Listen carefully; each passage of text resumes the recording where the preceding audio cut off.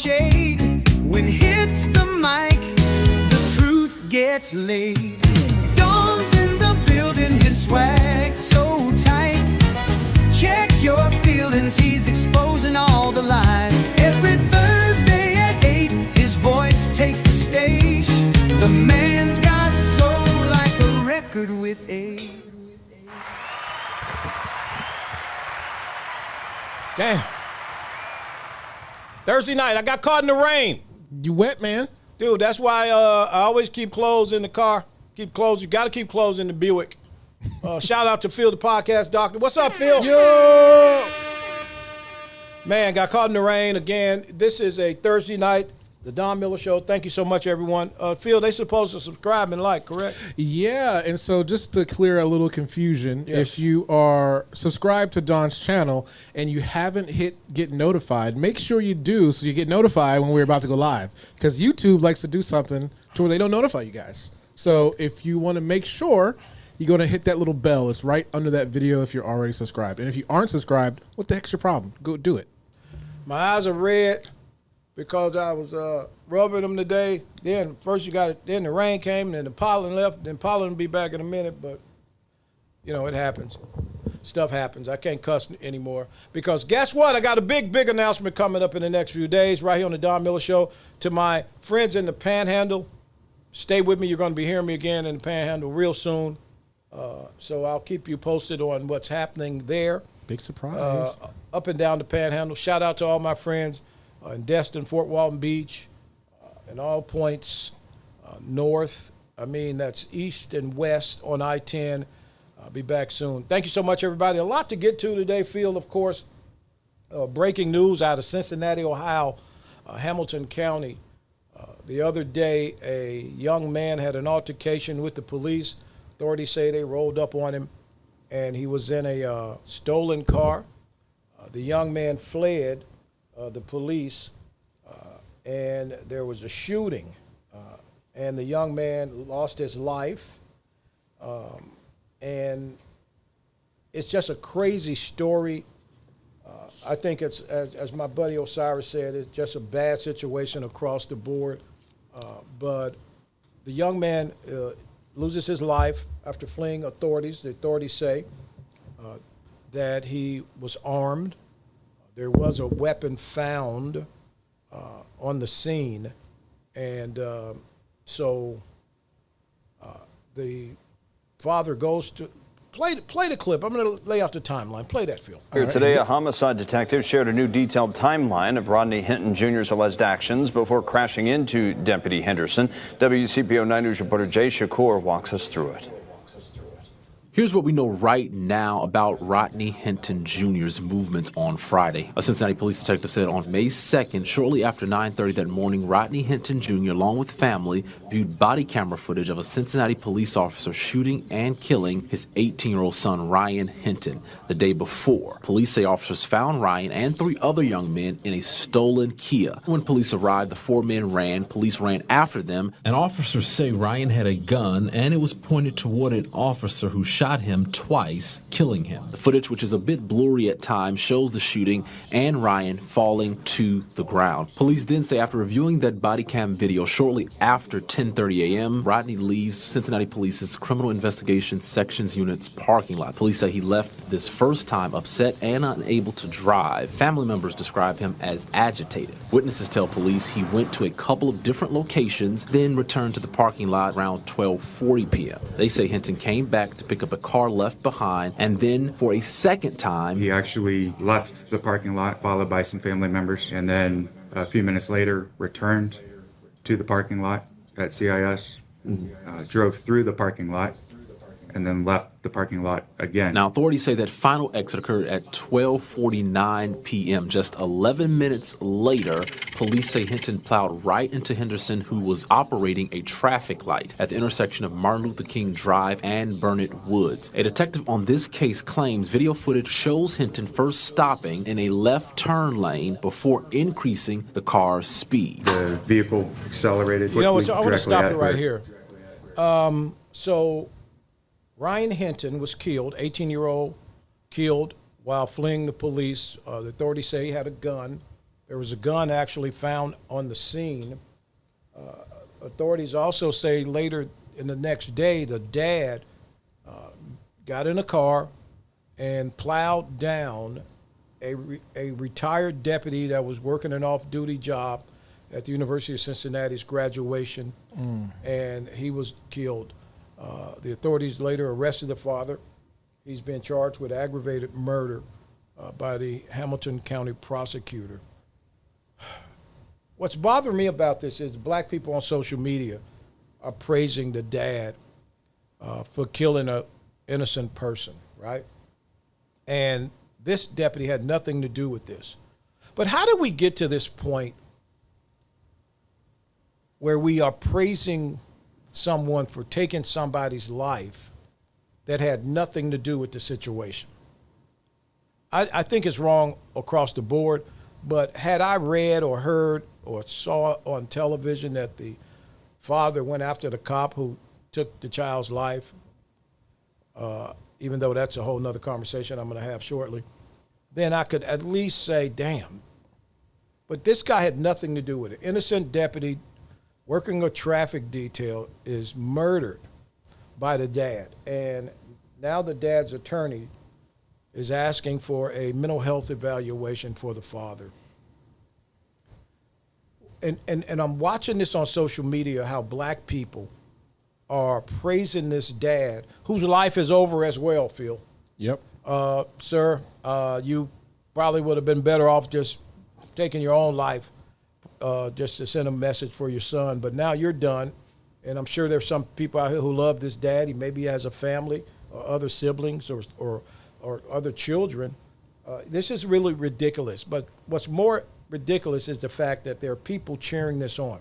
And I want to tell the black community, y'all might want to stop this, because this whole narrative and pushing toward a race war, if the race war started today, Phil, you know who would lose?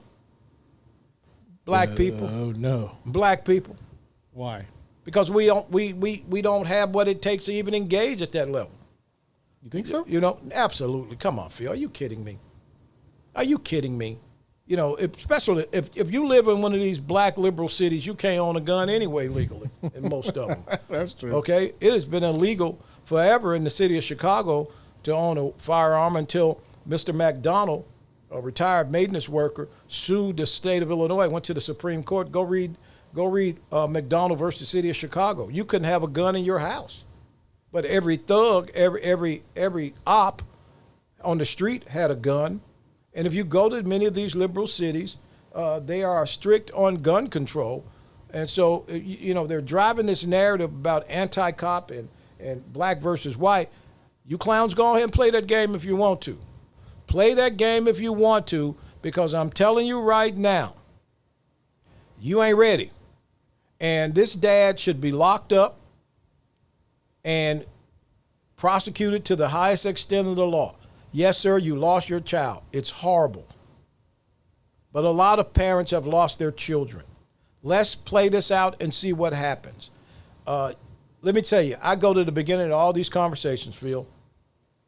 Young man, and I have a son that I tell this, I've told this to on many occasions. If your head is in the lion's mouth, you pull it out slowly.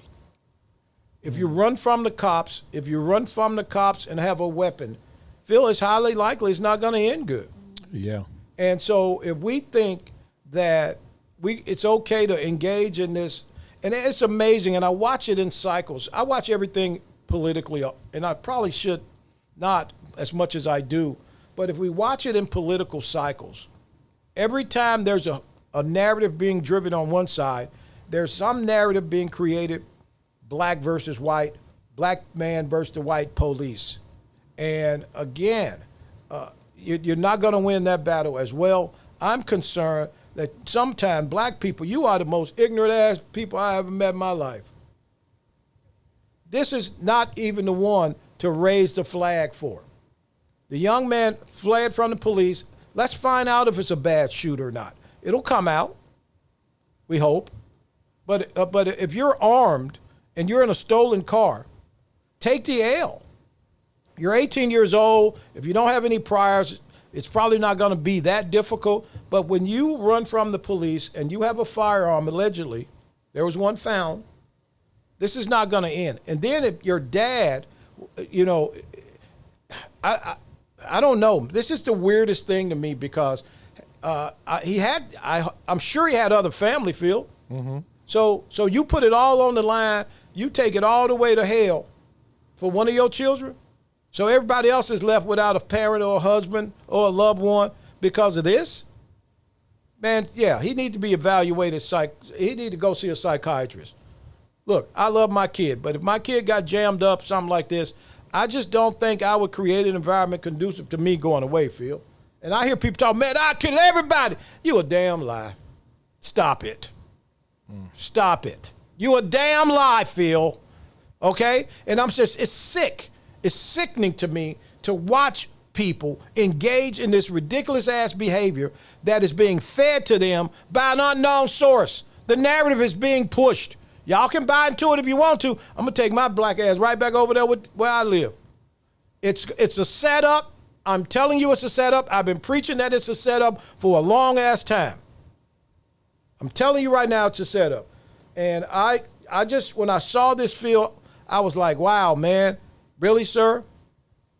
You know, the scary part is I'm hoping there are no people out there that think that this is a good idea to go out and do the same thing. First of all, Mr. Sir, you're a bad dad. You're not a heroic father at all. I'm sorry. Rest in peace, whatever, sir. Rest in peace to your son. But you're not a heroic father to go kill an innocent man. Just to go find the nearest police officer and run him over. Phil, is that a hero to you? No, it absolutely isn't. And I've argued with a few people like that who think that it was a good idea. And I'm like, well, what if you were at your job and somebody slighted somebody at their job and they just came and killed you? Right. For no reason. You had nothing to do with it. You had nothing to do with it. Just because you work at Wawa, somebody at Wawa pissed him off, he come back and shoot everybody in Wawa. I mean, that's what happened yesterday at Walgreens. You heard about that, right, in Port Orange? Yes. Yeah, like yes. three or four people got shot. Listen to me. I'm telling y'all need to arm yourselves. If you have the ability to own a legal weapon, you need to arm yourself. There's some clowns out here. They're not going anywhere. And I'm telling you right now, it's going to be worse before it gets better because this is dumb. This is absolute nonsense. And if you watch my show and you think this was a good idea, I want you to go watch something else because you're a damn fool. This was not a good idea at any level. I hope that they find out what really happened. But just to think that this guy gets in his car and he's so angry that he kills an innocent man, no, dog, that ain't the way this should go. Again, thank you so much, everybody. I don't want to spend a lot of time on that because they need to lock the daddy up and toss the key away. That don't prove nothing, sir. That proves nothing. Yeah, I hear people touting eye for an eye, but it's not even the same. First of all, head. you know, every idiot I hear say eye for eye didn't read the rest of the whole. Eye for an eye leaves the world blind. Absolutely, man. So just look, we got to do better. We got to actually acknowledge when we get out of the car on some nonsense. I'm out of the car on this one. Let's go back to compliance. You're in the stolen car. If you flee and get caught, you already trumped up your charges to another level, right? Mm-hmm. Sometimes you just take the L, man. You're 18 years old. It can't be that bad. So this is what gets me too. Is that if he was so passionate about his son, wouldn't he have had that conversation with him? The talk. Yes. I've had that. My dad gave me that conversation. Every black man should have had that conversation. Every black child that I know should have to have that conversation. Look, first of all, who are these weak-ass criminals now, alleged criminals, weak-ass, bitch-ass, soft-ass kids, right? I grew up with dudes, let me just say this. Hit me, drop some on the chat if you understand what I'm saying. I grew up with criminals. The guys I know, Phil, who stole cars, that's all they did was steal cars. Mm-hmm. The guys that was the robbers, they were the robbers. The thieves were the thieves. None of these guys crossed over into these other boxes. They knew the statutes. They knew how much time they would get for what they did, right? Yeah. When you escalate the situation, it changes everything. And my concern is that Look, if you're this passionate dad that loves your son so much that you're going to go out and take a life for him, I guarantee you to have that talk with your son. Your son was already going sideways and he didn't fear you. Mm-hmm. Okay? Let's be clear. Because if you fear your dad and you know he going to hem your ass up, you ain't getting ready to ride with Jontavius Neal. Jontavius, who car is this? I don't know. Well, I ain't getting in it. You know how many times I knew guys who had stole cars and they like, yo, man, we riding. No, y'all ride. Because I ain't worried about the police. I'm worried about getting choked out by my mama. The fact of the matter is, we immediately go to the end of the conversation, and I don't do that on the damn Don Miller show. I'm starting at the beginning of the conversation. For you to be that passionate about your child, Mr. Sir, that you would go kill an innocent person, why is your child riding in a stolen car? Mm-hmm. Let's be clear, Phil. I ain't trying to say nothing bad about, yeah, I am. This dad need to cut this nonsense out, lock his ass up, and handle him the way you handle any criminal. He's a murderer. And if he's the person that was driving the car and they got the right guy, he's a murderer. He should be sentenced. He should be charged at the highest level. He's a murderer. He killed an innocent person. He didn't defend himself and fight back and kill somebody. He didn't shoot back at somebody that was shooting him. He killed an innocent man doing his job. This dude is a POS. Lock his monkey ass up. Thank you so much, everybody. I'm turning the corner. I had to get that off my chest, man. Because I'm watching the thread and it's like, oh, man, that dad is a great dad. You Negroes don't know what a great dad look like. Because many of you don't have one or never had one. Or you got kids and you a terrible dad your damn self. If you think this is being a great dad, you're an ass crack. Thank you so much, everybody. Phil. Mm-hmm. Phil, help me, man, because I'm telling you, this got me so angry when I read this story and I talked to my friends in Cincinnati, right? Yeah. And the judge on this case is a black gentleman who is one of the most respected black men in the state of Ohio, definitely in Cincinnati. Judge Tyrone Yates. He was a vice mayor of Cincinnati, first black vice mayor of Cincinnati. He was a city councilman in Cincinnati, and just a good, well-respected black jurist. And he said no bond, and of course he said no bond based on the circumstances. But you can't. The race card is going to be interesting in this case. You can't play the race card in this case. And the problem is in that area in Hamilton County, this is going to be an interesting makeup of the jury too. So continue to follow this case. My position on this dad need to be locked up. He murdered an innocent man who had nothing to do with the situation that he was dealing with. He should be held to the, absolutely prosecuted to the highest extent of the law. I just have a real problem with it. When I watch this and then I watch these fools, these ignorant ass social media renegade, scary ass people who do all this with these keyboards, won't fight if somebody slapped the shit out of them. You know what I mean? Mm-hmm. Okay, what's up? Thank you again. I'm here Thursday nights, 8 p.m. Eastern Time. Follow me on all platforms, The Don Miller Show.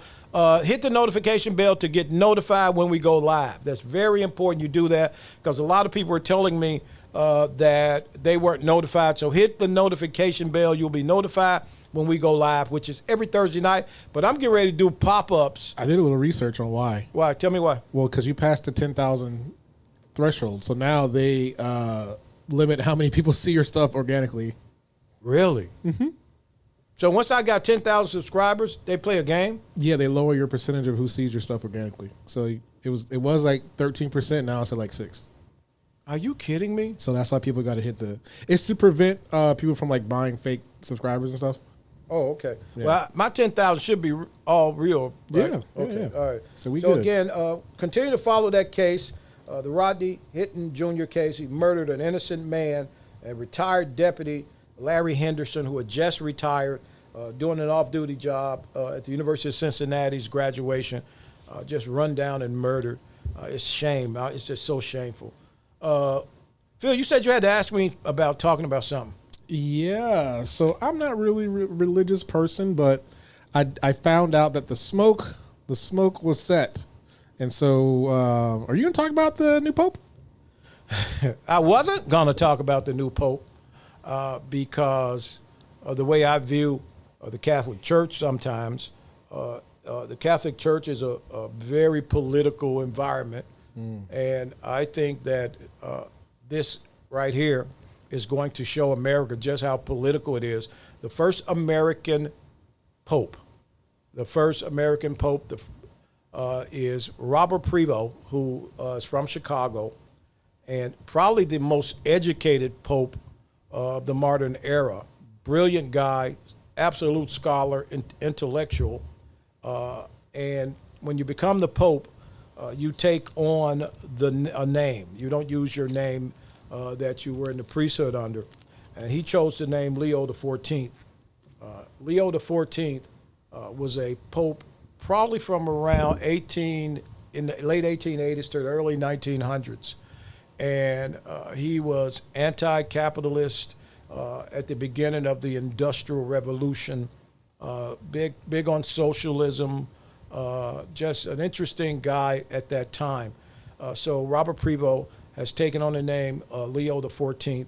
I expect to see some very, very interesting moves coming from this pope. Definitely some conversations. He is also, and he's posted this on social media, he is an anti-Trump pope, which is why I think he was picked. I think that had a lot to do with why he was picked. Yes, he has posted some very anti-MAGA stuff over the years. Interesting guy, very smart, undergraduate. He went to Villanova University in Pennsylvania, but he has achieved every level of education moving toward positioning himself as a pope. One thing he has never done, he's never led a parish or a church. And most of the popes who have led a parish or a church, very, very bright guy. He's from Chicago, so for those who want to know, he's a left pope. He's a pope from the left. And let's see how this works out. He's definitely a left-wing pope. He's going to say some things. I don't anticipate the conversation of Pope Francis talking about transgenderism going anywhere. I think this pope is going to put that on the backpack and continue to move in that direction of inclusion and go against the Bible, quite frankly. The Pope is supposed to be the highest person next to God, right? Is that what it is? Yeah. Okay. Yeah. So the highest person next to God is in Chicago. But he's, again, we haven't had many popes, maybe a few that didn't lead churches at any point in their career. This pope was an executive type pope, very educated guy, attorney, a master's and a PhD, I think, in the judicial canons. Just a bright guy, really bright guy. Never was an archbishop of any city.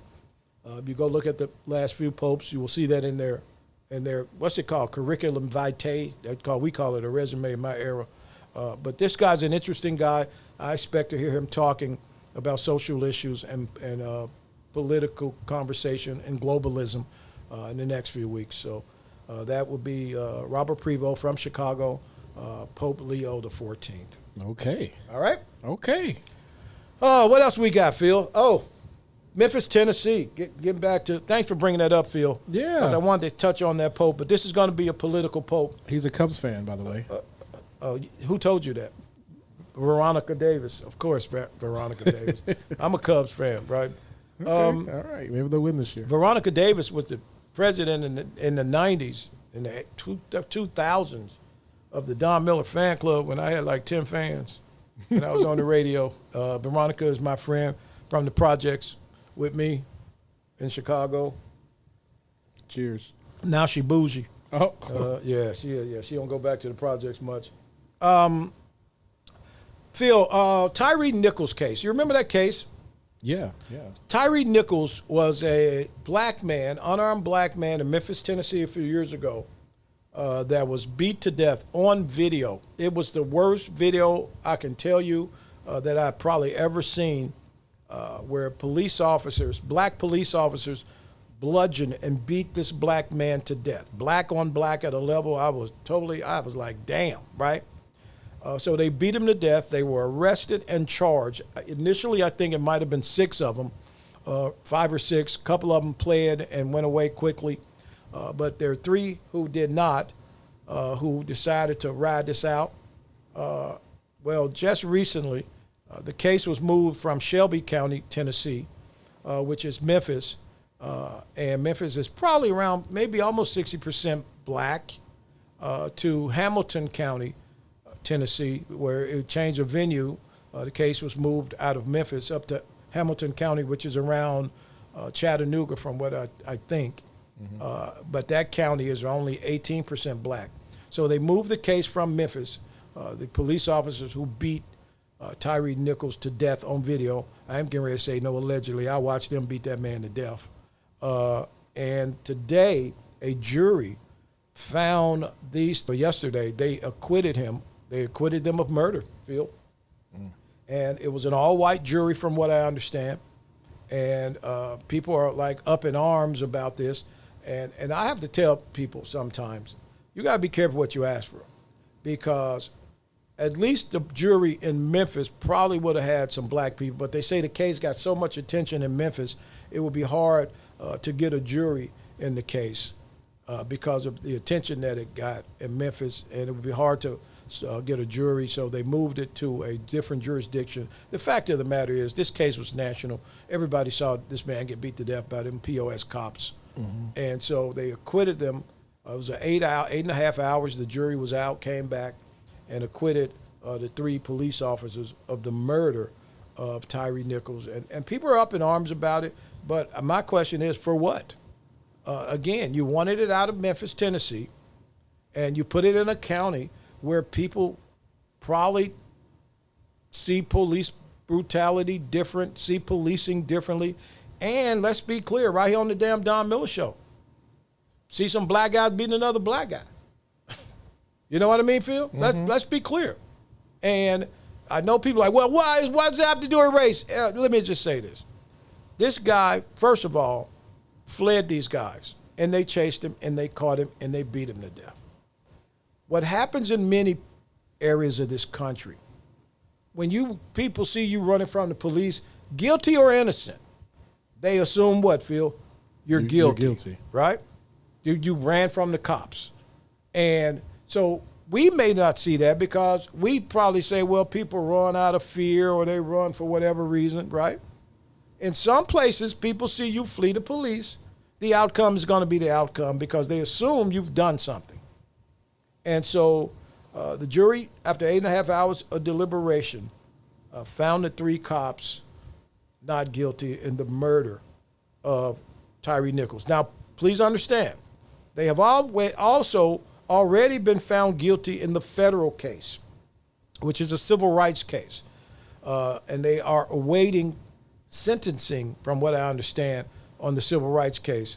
So in the midst of all of that, they transferred the venue to another county where they were said to be allowed to. I don't know if they are currently incarcerated or being held, but there's also a $500 million lawsuit pending in this case. It's just amazing to me, Phil, how people don't think outside of the boxes in which they exist. I'm confused. Can you help me here? Talk to me. You said that they were guilty of a federal, right? Is that what you said? Mm-hmm. So what's the difference?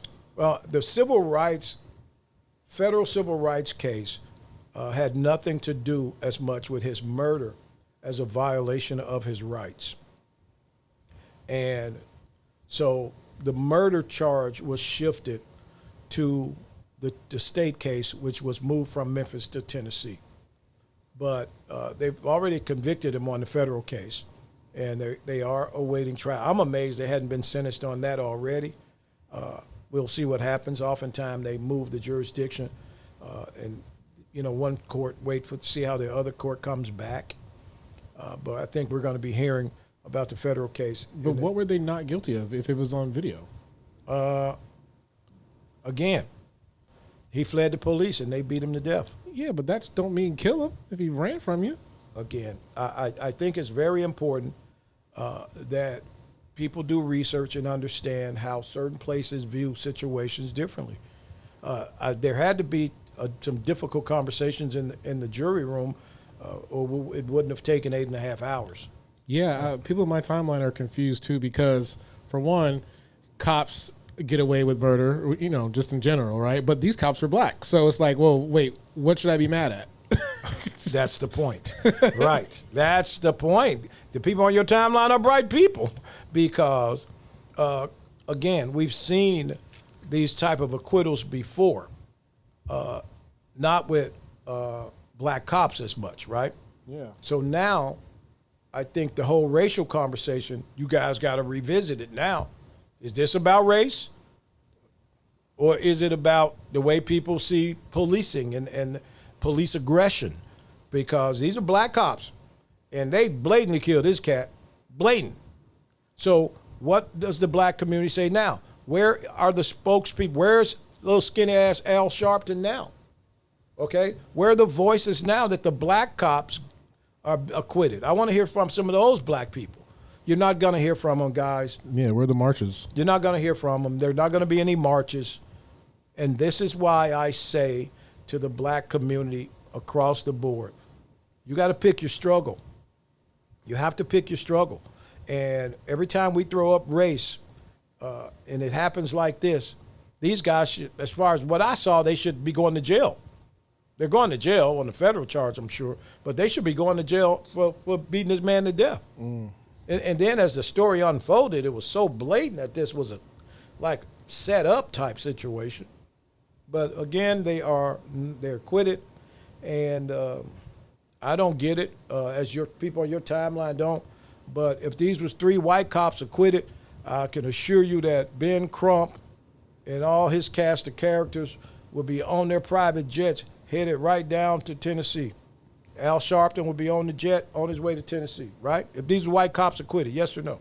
Yep. Okay? I want to see that same level of vitriol that you would have if these were white cops who beat this man to death. You see what Betty's got to say? She said it's not profitable for Al Sharpton. Betty, you're correct. It's not profitable for any of them except for those who are in charge of the $500 million federal lawsuit.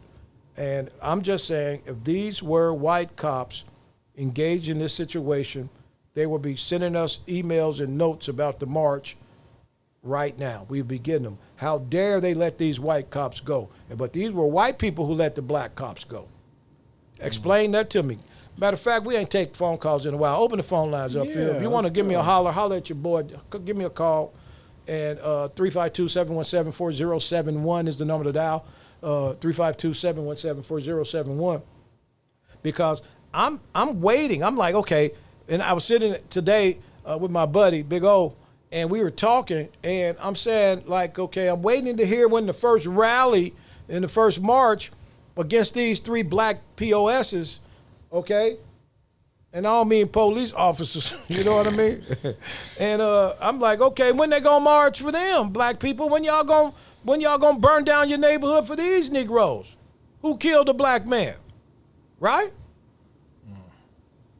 It's not gonna happen. And this is why people look at you with the side eye that they do, because there's always some nonsense involved. And I can tell you from where I sit that the game is a cold game, and exposure is changing the whole game. And to those people who thought it was a good idea to not find these guys guilty, I would love to interview one of them. I think I'm going to get one of them soon, Phil. I got somebody working on it for me, because I would love to hear what was in the mind of these jurors as they watched this video and said, oh, no, they good. All right, we got a call. Okay, let's head over to the phone lines. Hey, you're on the Don Miller Show. What's your name? Where are you joining us from?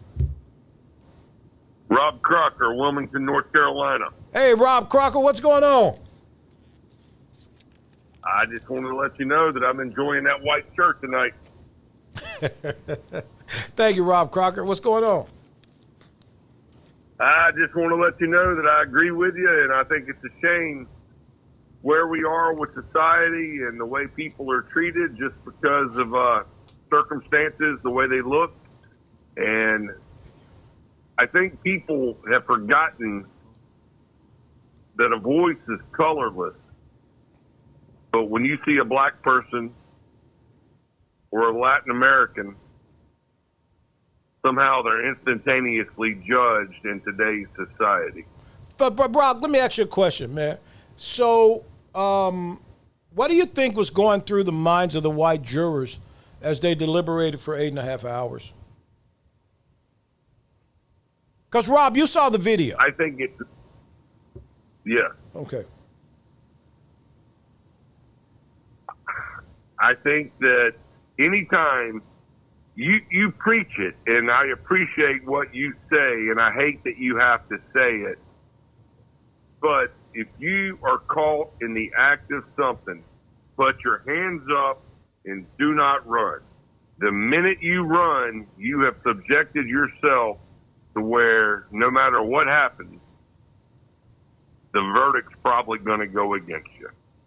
You know, and you are 100% right. And I just, when I watched this and they moved the venue to another area that had even less black people than Memphis, I said to a couple of friends of mine, this is not going to end well. My buddy texted me today, Steve, he was like, damn, how did you know? I just know how some people view engagement with law enforcement, and it's the way it is. Hey, Rob, thank you so much. Hey, guys, this is my friend Rob Crocker from The Rob Crocker Show, Tuesday nights at 8 p.m. You can find The Rob Crocker Show. We got another call. Thanks, Rob. Appreciate you. Hey, you on the Don Miller Show. What's your name? Where are you calling from? Hey, Don, Chad Seibel, how you doing? Hey, Chad Seibel, how you doing? I'm doing all. I'm tired. Okay, Chad Tired. Seibel is a criminal attorney, legal analyst for many years for the Don Miller Show. Oh, for real? Yes. Oh, cool. Chad, let's talk about the Cincinnati case real quick. Kid flees the police, gun found on the scene. Dad goes and kills an innocent police officer directing traffic. Tell me what you see there. I got to admit, we just listened in. I'm not too familiar with the case, but I got to say, I had a story today. An attorney who works for me, his son shows up to work. Police all up in his workplace. And he goes up to them and tells them to move. They're in his parking spot. And, you know, he's the son of a law enforcement officer, and we talked today. He either thought he knew them, which I don't think was the case, or he had lost some respect for them growing up around it. So, did they arrest him? No, but I spoke with his father about how lucky he was to be able to go about his day. Was this a black kid or a white kid? A white kid. Come on, Chad. I don't think it matters too much. Yeah, it matters, Chad. It matters, Chad. Well, it depends on the area. Yeah, you're right. Depends on the area. Yeah. Go ahead. Did you have a question or a point you wanted to make? No, I just the white jury. Who knows what kind of guilt that they may or may not have felt in making that decision. You know, law enforcement, they're given a lot of there's responsibility.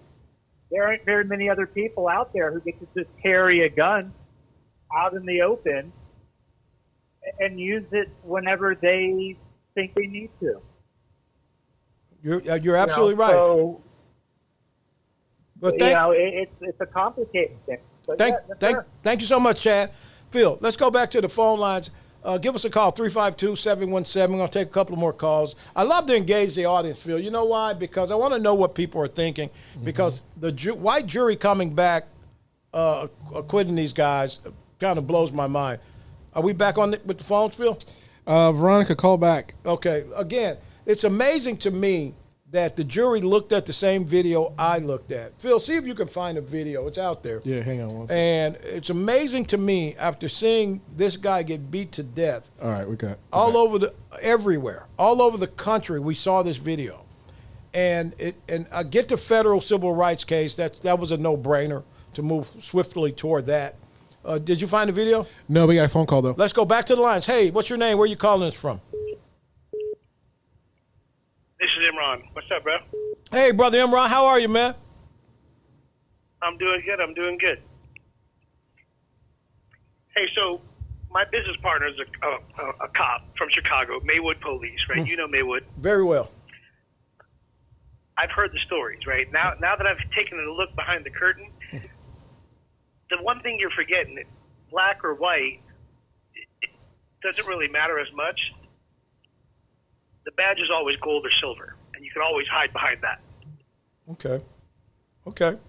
So you think that These cops get away with it. Doesn't matter if it's a black guy or a white guy, because the jury, like your co-host was saying, if you run, you're guilty as far as they're concerned.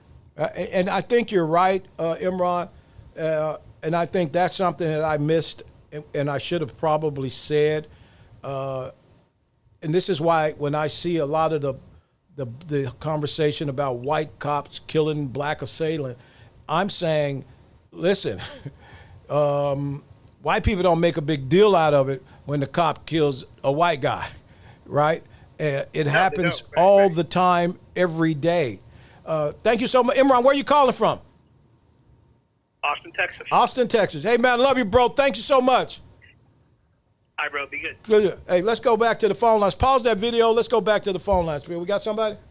They hung up. Okay. Call back, though. So show us the video, Phil, of the initial beating of Tyree Nichols that night in Memphis, Tennessee. And everybody saw this video. This was a level of aggressiveness and aggression that I was totally unfamiliar. They were kicking him.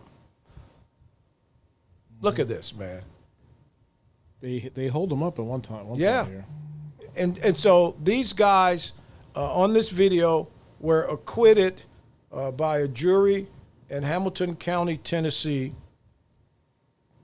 And this is amazing. This is horrible. We got more phone calls. Let's go back to the phone lines. You could take that down. Thanks, Phil. All right. Hey, you on the Don Miller Show. What's your name? Where are you calling from? Hello? You're live. Hello?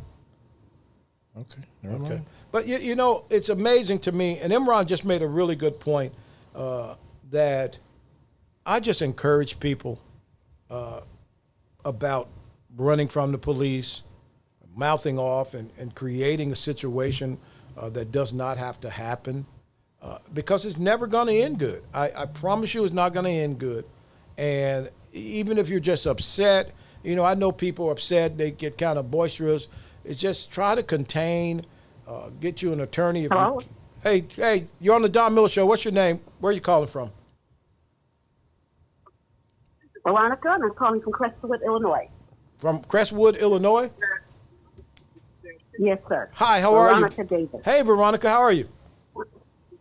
I'm wonderful. And yourself? Great. So go ahead. Don, while you're Okay, talking, well, I'm going to play it. Okay. Go ahead, Veronica. I watched the mother. The mother, of course, as a mother, she was heartbroken. Absolutely. I get that. And she was terribly heartbroken. She had just told him she was going to make him some chicken before he left out. But she said it was a norm, not a norm for him to not answer the phone. But to get to that hospital, to see her crying like that. Mm-hmm. I have two sons myself. That killed her. When they did that, letting those three go, that killed her again. Yeah. Now they can go home for a minute, smile like they did, like one of them did when he got there on the stand. But the mother and the stepfather and the sisters and the brothers, they had to die again. They died with him. Now they got to die again. I think it's terrible. It's the worst of the worst. And I don't care what race they were. That was wrong. But to be a black man on top, I mean, come on now. And you know you did it. You said you did it. You said you did it. Yeah. No, I agree, Veronica. When I watched the video of the Tyree Nichols situation, I was floored by it as someone who supports law enforcement at a high level. These are the type of cops we don't want. And I think all of these agencies, and there's some great agencies ran by some great people out here, they need to weed guys like this out because this is gang activity. Let's be clear. This is gang activity. This is no different than the Black Gangster Disciples or the Vice Lords or the Latin Kings or the Crips or the Bloods. This is gang activity. Thank you so much, Veronica. Thank you, Don. Phil, you know what's amazing? This is gang activity. When you're watching the way they're beating this man, and I'm sure that jury saw this video. Would you agree? Yeah, man. Like I'm really confused here. Like what about this screams not guilty of murder? Again, Do you think that AI is taking over everything, right? Right. Do you think eventually the AI will take over the court system? no, not at all. You Not at all. you really sure? No, not at all. Okay. I think you young people think I think AI gonna kind of fizzle out at some point. That's a whole nother show I want to have. And I'm serious. Really? Yeah, because I know two professors that have gone back to making people write papers in class, and so I think because one of them told me the other day that he knows when somebody presents something that's AI written just by the verbiage. Yep. So no, I don't think. I think it's gonna be used for some other stuff, but I think it's gonna run its course because people are gonna misuse it. And believe me, I just got hooked to Chat GPT myself. Shout out to Amber, who taught me how to use Chat GPT. No, shout out to Osiris, who taught me how to use it. And then Amber's really worked hard in moving me in the right direction on it. But let's get back to this conversation because there is a reason why I think that jury said no.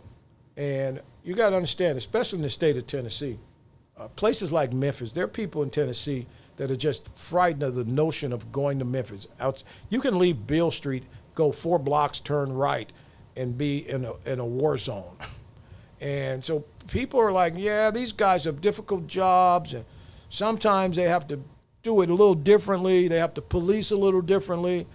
Some of these people are violent, and you never know what's going through the head of a person sitting on the jury.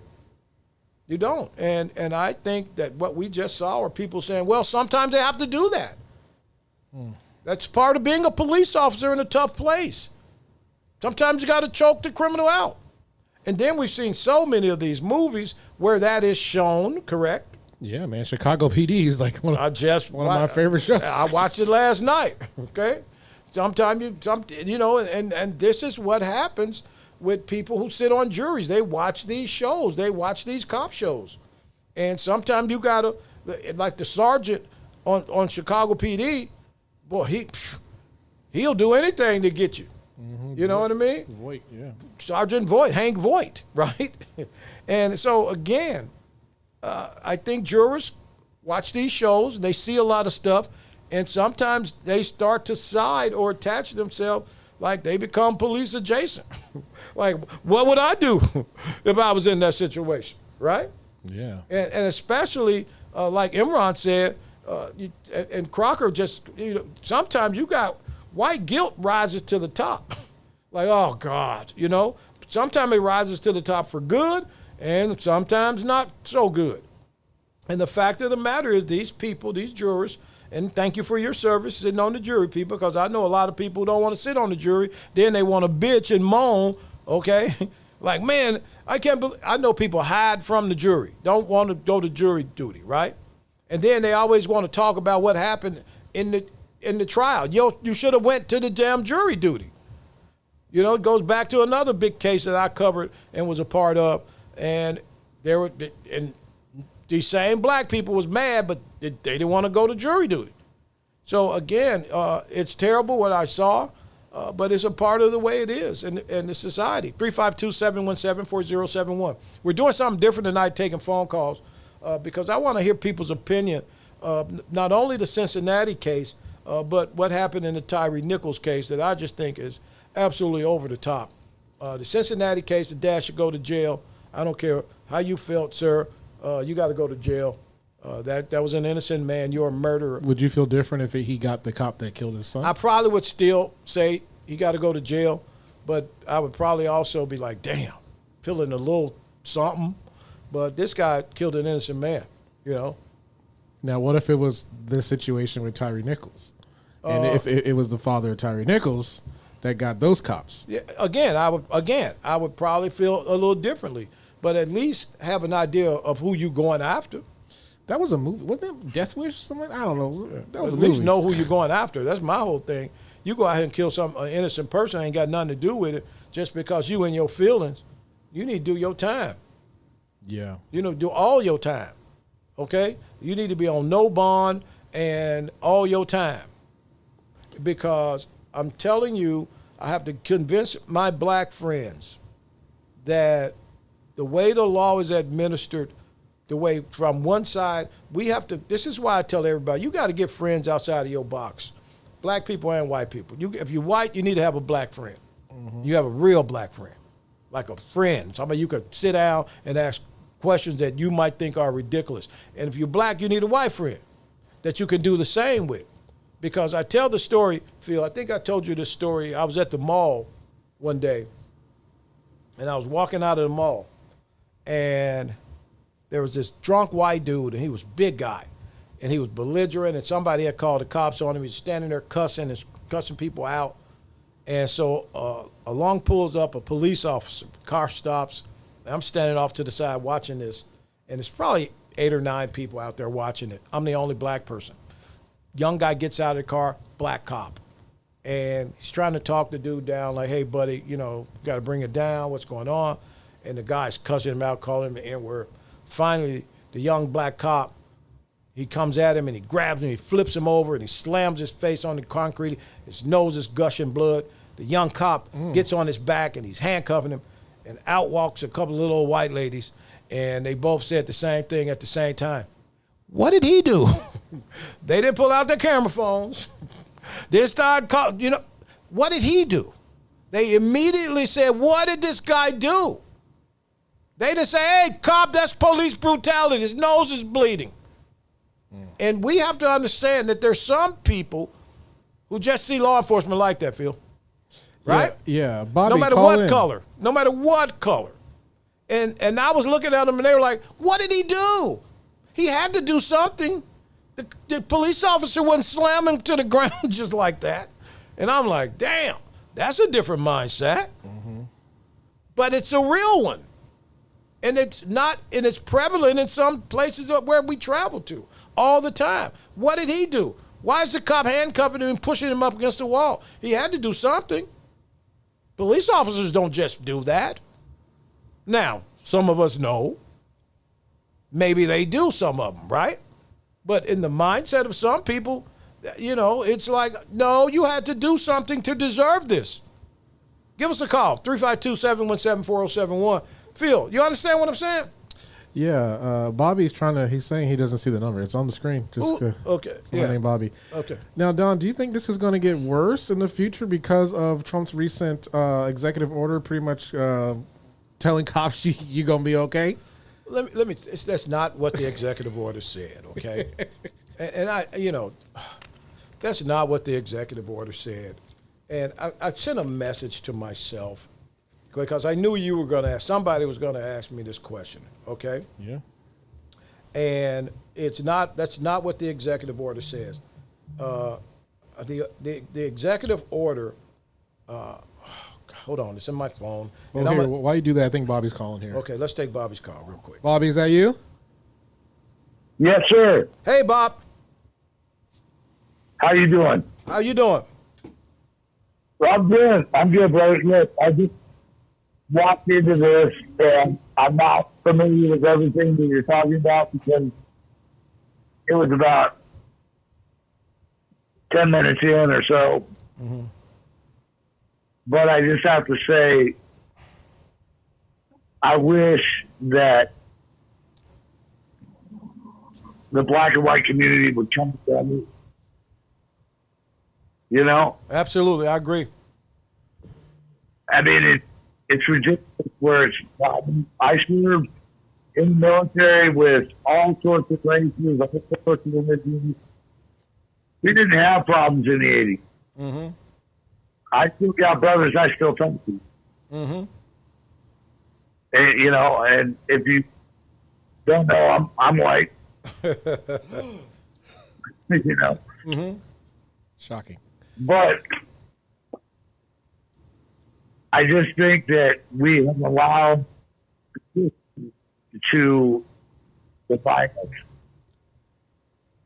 No, you're right, How do you Bob. feel about that? You're right, Bob. Thank you so much. So let me get back to what you just asked about Trump's executive order when we were talking about the police.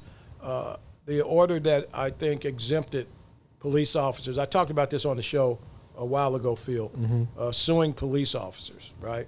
Yeah. And going after them personally. And a lot of people think that if you are able to sue a cop and go after him personally, that's going to change some things. First of all, it's not going to change anything. I think there's going to be some innocent people who wear the badge hurt by this. And there are a lot of people who just hate cops. Okay, let's get it. I get that. There's a lot of people who just hate cops. Let's put that out front.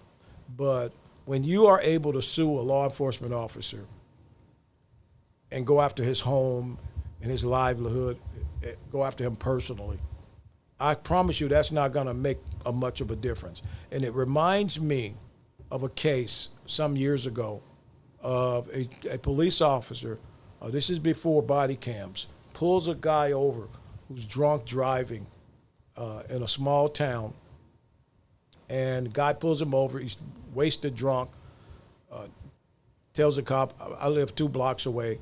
Cop says, tell you what, give me your keys. Takes the guy's keys. Somehow he said, I'll get you your keys. I'll bring you your keys tomorrow. I'll get you call me, I'll give you your keys. Takes the guy keys, lets the guy walk home. Guy walks 2 blocks, stumbles off the sidewalk, and is hit by a bus. Oh, no. And the cop was sued. The agency was sued. You follow me? Mm-hmm. And again, right? So explain how here's a guy who's trying to, like, look, this guy got a job. It may have been in one of these industrial cities where, kind of small town, plant guy, just, hey, go home. Like a lot of people, I've seen it before. And I know a lot of cops who've done it, but you can't do it anymore. You know what I mean? Give me your keys and go home. Get you some rest, sleep it off, right? Guy walks home, steps off the curb because he's drunk, and bus hits him. They sue the agency and sue the cop personally. And so some of the no-look passes we used to get, so I get the whole, again, books don't bite, right, Phil? Books don't bite. And if you don't understand that we got to seek knowledge and have more information when we see stuff coming down the pipes as opposed to just running toward it, then that's shame on us for that. But I believe the guys who beat Tyree Nichols to death should have been found guilty.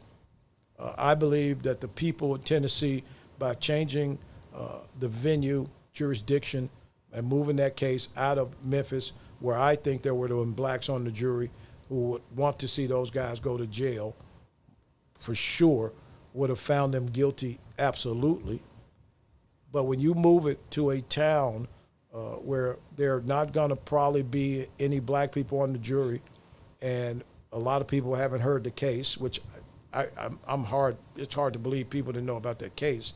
But you get what you get. Sometimes you got to be careful what you ask for. And asking to move that case out of Shelby County to another county that the numbers look the way they look, this is what happens. And it's unfortunate that these guys get another chance. We don't know what's going to come down the pipes on the federal trial, but I'm sure they're on the federal case. I'm sure they're going to go to jail on that, but they won't be going to jail like they would have on this state charge of murder. Do you want to take one more call? Let's take one more before we get out of here. All right, we're on. Hey, you're on the Don Miller Show. What's your name? Where are you joining us from? Marcio Ciccarini from Orlando, Florida. Hey, how you doing, man? Good, Don. How are you? Great, Marcio. How you doing? Good, good. Just wanted to bring it out. I'm originally from South America. I'm from Brazil, and we always learn to respect an officer. We always learn that there's good cops and bad cops. We always learn that if you're not in trouble with the law, just come out and say it. Don't run away. We never ran away from cops because it wasn't going to end good. You're going to get the worst. Absolutely, yes. Yes, regardless. So, I've been in this country since 78, and I live in Orlando, Florida. And now, I chauffeur people around in their own car. Mm-hmm. And at night, when I drive downtown or whatever the situation I'm in, you know, everybody profiles, everybody has an opinion, but people are forgetting the respect. You give respect to get respect. Absolutely. Thank you. I drive at night. I'm armed. And I had situations that with law enforcement saying, hey, I don't know you. I don't know your intentions. It's 2 o'clock in the morning. I'm going to handcuff you. Since I had nothing to hide, nothing that I was doing it wrong, go right ahead. And later explained to me that, you know, and I know what they go through. I have friends that are officers, and they take a lot of the abuse people do not respect. Absolutely. In young generation, that the scary part is, one night I was driving around on downtown, and I'm having a customer within a very expensive vehicle, and this 16-year-old kid said, "What are you driving?" And I just looked at him and I said, "Hey, this is the vehicle, it's a G-Wagon. Oh, I want to take it for a joyride." So the story is what happened a couple years ago. I said, "No, it's not my car. I mean, you can't drive it." You know, and you could see it's a young kid. So I was in front of the nightclub. To the story, make it short, the bouncer saw that he pulled a knife at me and he wanted to steal that G-Wagon. Wow. And I'm like, I'm kind of in shock and just stood there. You know, I could have done the scenario. I would have shot him. Shooting him because I would have shot him. I would have shot him. Yeah, but can you imagine? Yeah, I can imagine. A white man shot a 16-year-old with a knife. And hey, Marcel, it would have been, Marcel, you know, you have to think. Yeah. Marcel, you got to think, but if he pulls a weapon, you got to defend yourself. You can't worry about his color, his skin. You could deal. You'd rather be judged by 12 than carried by 6. Thank you, Marcel. You got to go. Thank you. Welcome. Thank you so much. Hey, Phil, I'd rather be judged by 12 than carried by 6. Don't ever hesitate. That's what'll get you That's killed, what'll get you killed. Hesitate, man. He pulled a knife. And game over. Yeah, I'd be on Channel 9 Eyewitness News and Channel 2, whatever. They'd be like, damn. But again, we realize that lack of respect. I realize just how much the authorities are disrespected. I've been out there, okay? I see it. I know it. And this aggressiveness toward police officers, this attitude, is not going to end good. We should have another cop on the show, like Sheriff Berry. Well, no, who's currently. John Mina, sheriff or somebody, but we don't want a politician cop. We want a real cop. Yeah. Like my friend in Polk County, Grady Judd. I think he would be good. Great. You want Sheriff Johnny there? Yeah, I think that'll be good. Oh, man. He's a celebrity, though. We need, like, someone who's, like, regular cop. They can't do it. Because I want to know, is it worth it? They can't do it. Like, is it worth it? No, a regular guy can't do it. We could try to get Chitwood from Volusia County. Yeah, I know Chitwood. I can get him. I can probably ask him. Yeah, but again, I just, the what police officers go through is terrible. I watch it. I see how they get talked to. But I also, every now and then, I come across an idiot-ass cop. And it's most of the time it's these young guys, these young whippersnappers. And I just think no matter what the situation, both sides need to have calm heads and engage properly, because it's never going to end good. But I'm going to always do the right thing to take care of myself so that I can get home. Yeah. And that's why I'm going to be respectful, and I'm not going to ever try to deal with it on the side of the road, because you're never, ever going to win on the side of the road. And so I encourage everybody to understand that getting home is the most important thing, and then you can figure it out from there. But get home to the people that love you and the people that you love, and be respectful, because police officers have families too. Police officers have bad days as well. You know what I mean? So I think it's advantageous to everybody involved to just be friendly and just, continue to have a calm head and have a calm demeanor as you deal with a police stop. I had a program to teach young people how to deal with police stops. That didn't go well, but you know what I mean? It is what it is. But I just want everybody to get home safe. Again, thank you so much. Thursday nights, 8 p.m. Eastern Time, The Don Miller Show, streaming live on YouTube and thedonmillershow.com. Follow us on all platforms. Follow the podcast doctor, Phil, the podcast doctor. He's doing a lot. Shout out to all of those who follow us. Quetta Jean Johnson from the Johnson family. Hit the notifications. Hit the notifications. Amber Kuchia Designs will make this thing look real good. The Fragrance Ministry over at St. John Missionary Baptist Church. Again, thank you, everyone. Hold on, wait. Might have to say something else. Somebody just text me, Phil. Okay, all right. See what they talking about. All right. You know, a lot of people text me and be like, you missed something. Okay. Wow. Okay. Again, thank you so much, everybody. I really appreciate the support. I'll see you next week.